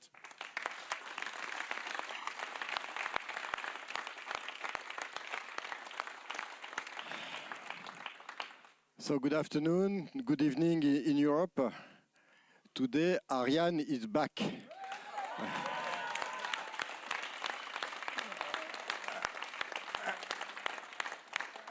And today, with this new launcher, Europe is restoring its autonomous access to space, and we all know how important this is for all of us.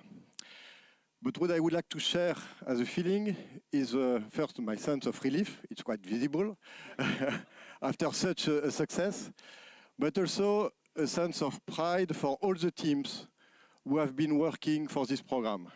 The thousands of rocket makers from ArianeGroup, from all the European industrial partners, from 13 countries who have been working tirelessly on this program to overcome the challenges.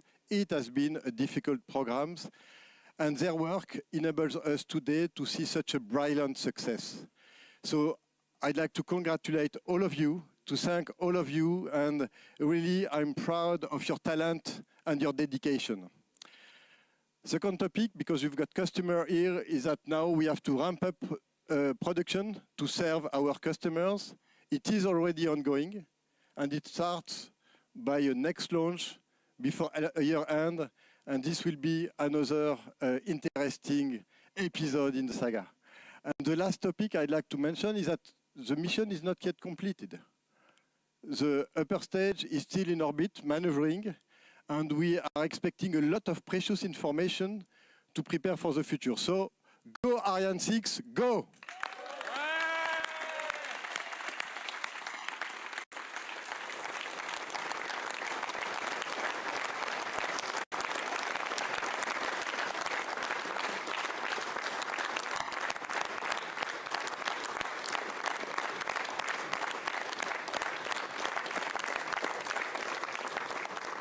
So I want first to thank all the member states who have participated in the funding of the program. We have here former Minister Geneviève Furazo, we have Anna Christmann, space coordinator in Germany, and it would not have been possible without their continuous support. So thanks to all of the member states of ESA who made this success possible.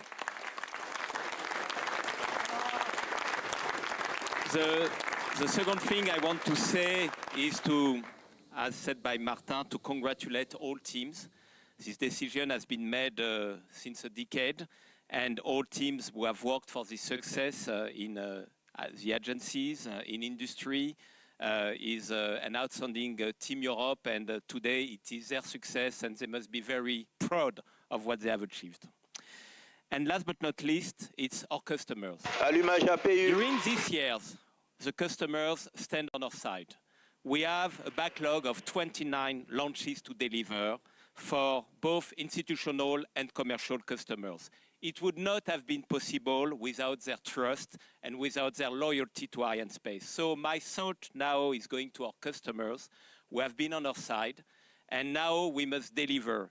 And I am very proud to announce that what has been achieved since 1 hour and 6 minutes and what is currently being achieved allows us to make a mission for the French MOD by the end of the year, and it would be the second mission of Ariane 6 and the first operational mission. Thank you very much.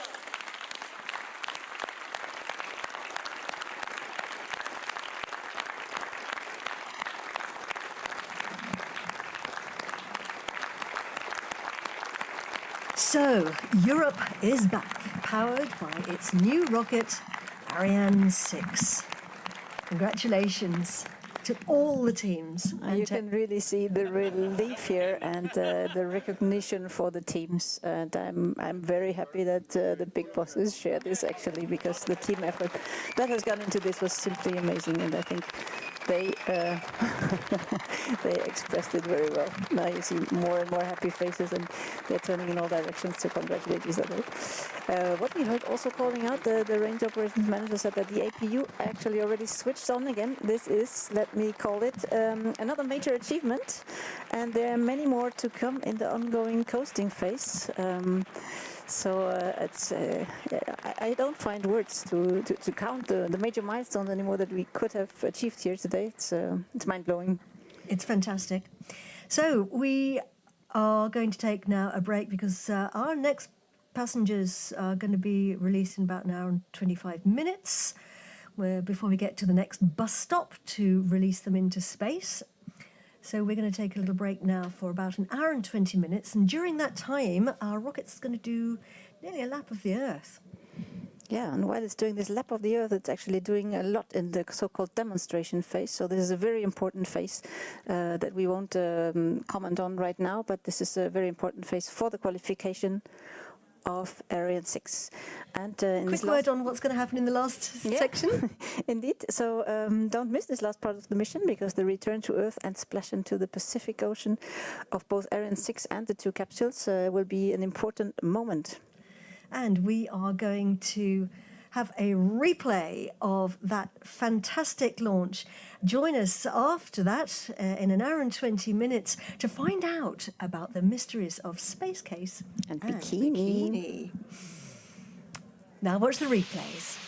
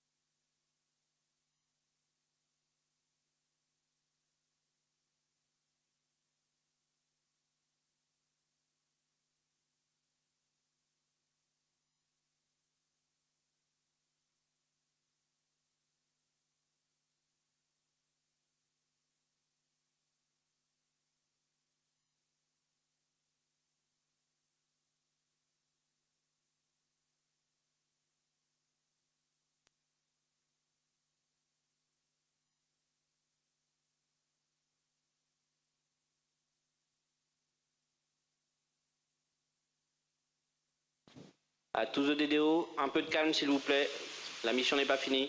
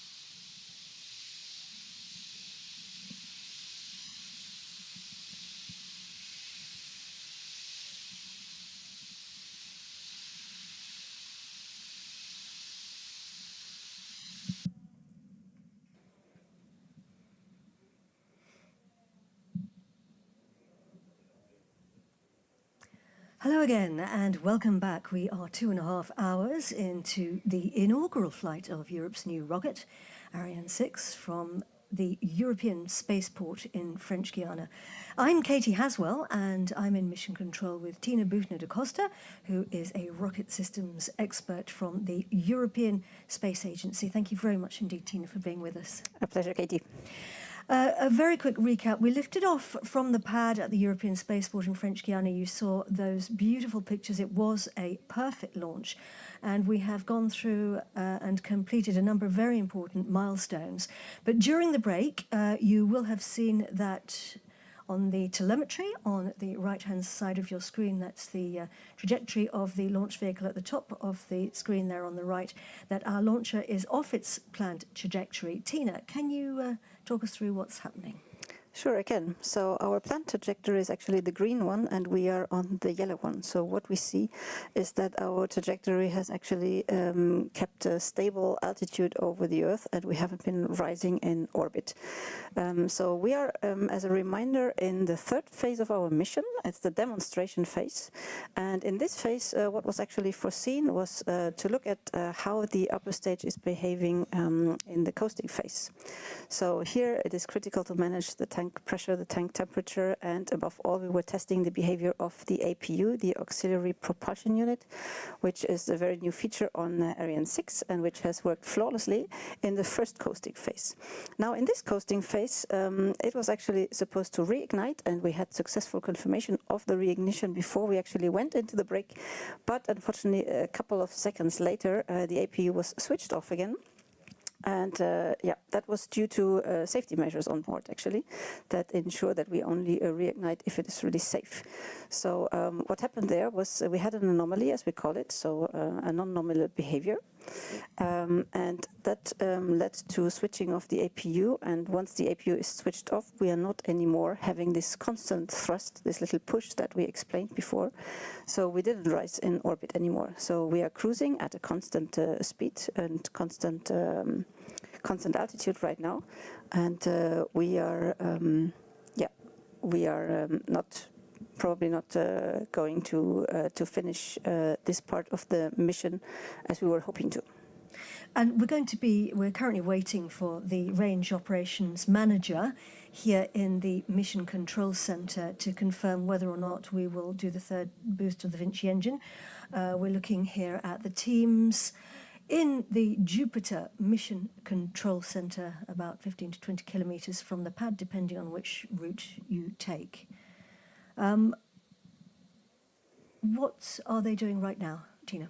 Well, I think there's a lot of communication going on right now, because the people who are actually seeing what happens on the launcher, they are sitting out in the Galilean station, so they're receiving the launch vehicle data, analyzing the data, communicating back and forth with our support teams in Europe, analyzing what is happening and what is the best way actually to finish this mission safely, because safety is paramount. So we don't want to leave any space debris, and they're right now deciding what to do next. And once this decision is done, we will hear from the range operations manager.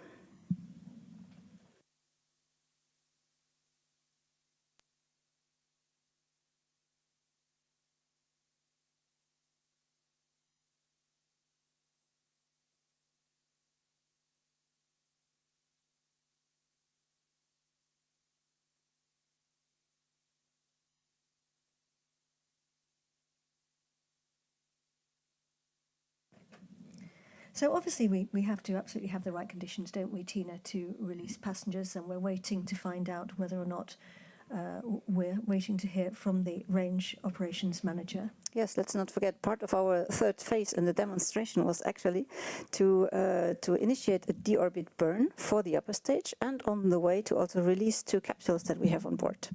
So right now the capsules are still safe on the upper stage, not released, and we need to have the right conditions before we release them.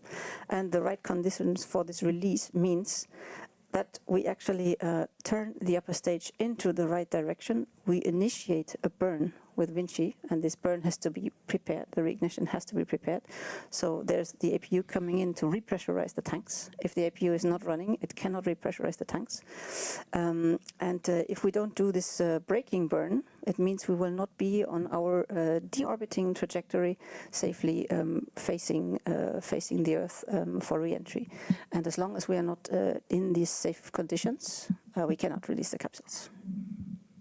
Just remind everybody that we have a number of onboard cameras, which has been wonderful because we've had some absolutely sensational pictures from them. We've had some very successful moments, and it was also a very magnificent liftoff. Tina, do you want to just remind everybody of some of the events we've been through? Yeah, I guess with the replay, everyone has seen the mission again. We had a beautiful liftoff here from French Guiana. We had booster separation that we could even witness here with our beautiful eyes, because we had a beautiful sky after 2 minutes into the flight. Then the fairing was opening exactly according to plan.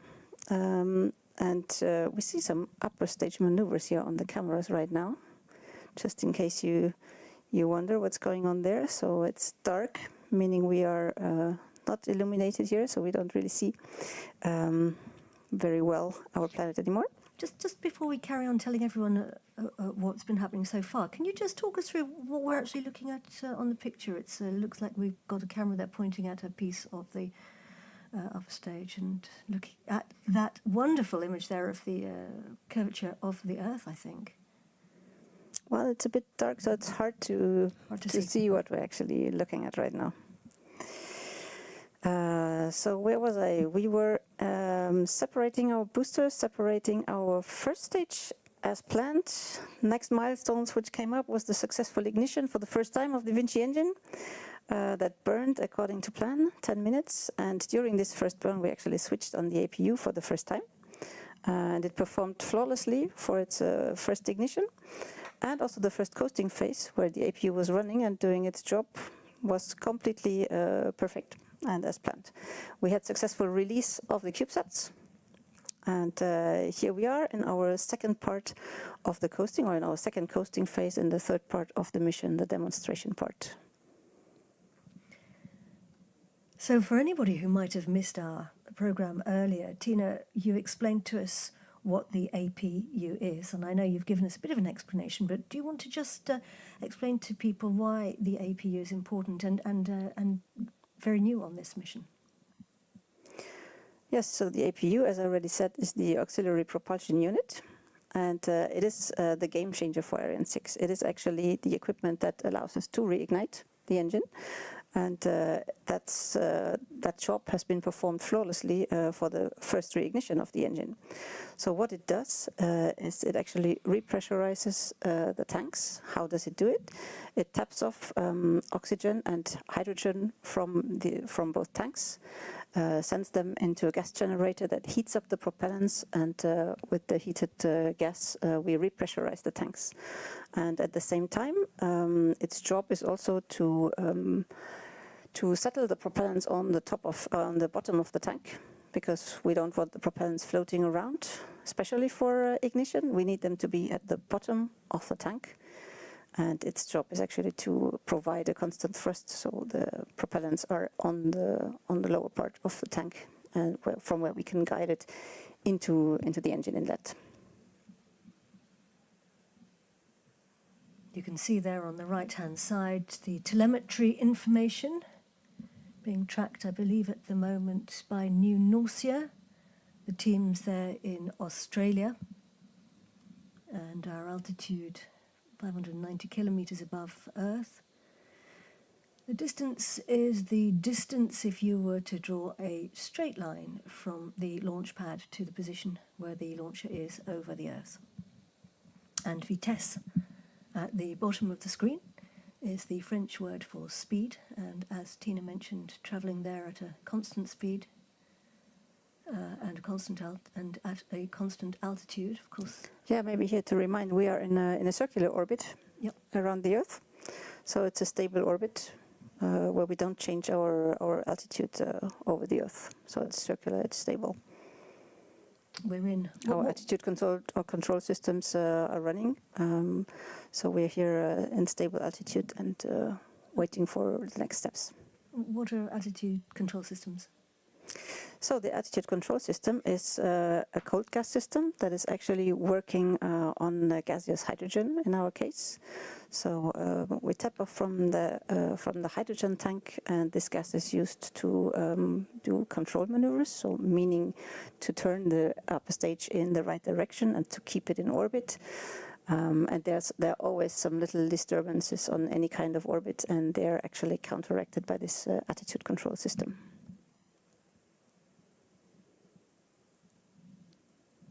teams here in Mission Control. The glass you can see is special glass. It's for protection. In fact, it's so thick that when you bang on it, people can't actually hear you banging.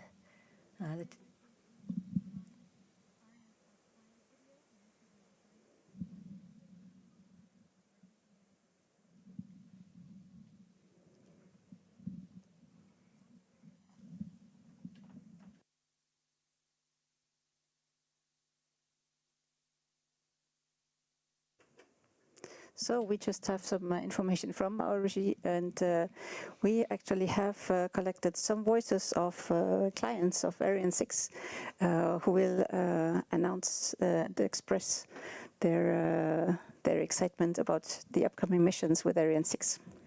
So we're hoping to see that shortly, and we'll let you know when that's coming up.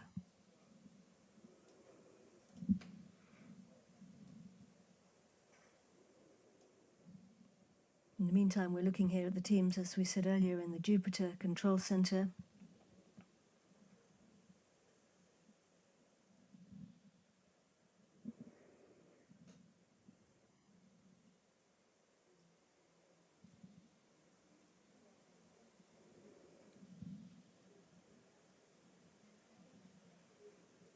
So let's hear now from the voices of the people you just mentioned, Tina.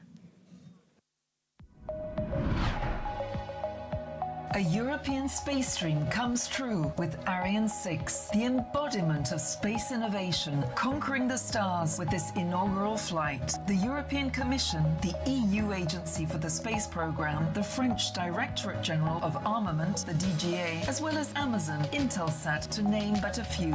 These long-standing partners have all chosen Ariane 6 for their upcoming missions, a partnership with ArianeSpace built on a historic trust in the Ariane family. Our customers say it all.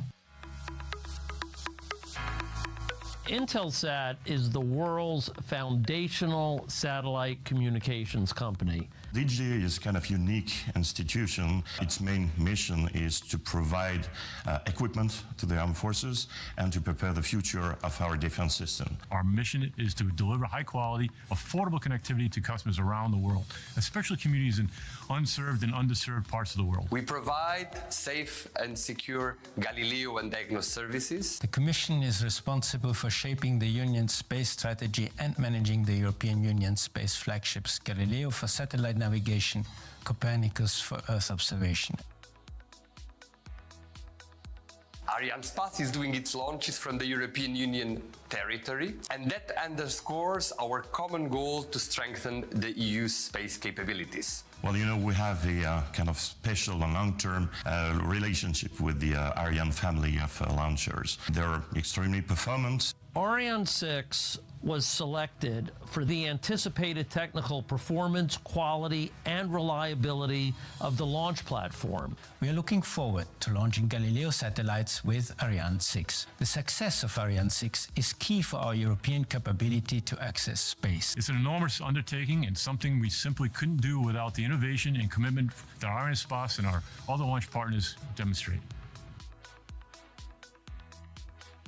We expect the best. We expect professionalism, we expect agility. That the Ariane 6 performance will be steadily increased in line with ArianeSpace planning. Timely, effective, and performant launch services. And this is why we have chosen ArianeSpace and Ariane 6. Our work together supports thousands of jobs and suppliers in Europe, the United States, and French Guiana, and our partnership will have an impact that extends much further.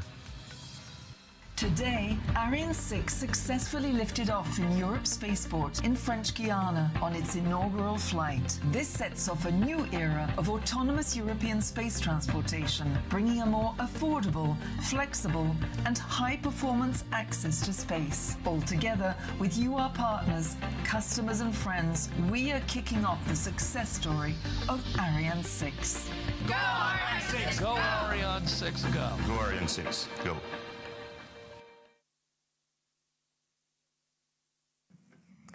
So it's been a big day for European space. Ariane is back, and we've gone through some excellent milestones There has been an anomaly, so we are waiting to find out now from the range operations manager, and we will be coming back to you shortly afterwards. We're going to take a little break, so stay tuned for more information.